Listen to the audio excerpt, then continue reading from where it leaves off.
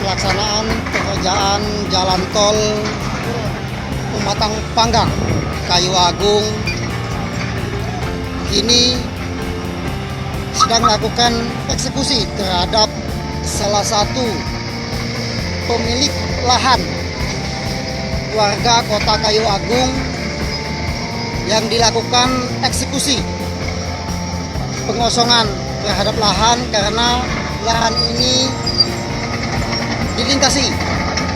jalan tol Pematang Panggang Kayu Agung. Dan juga ada BPN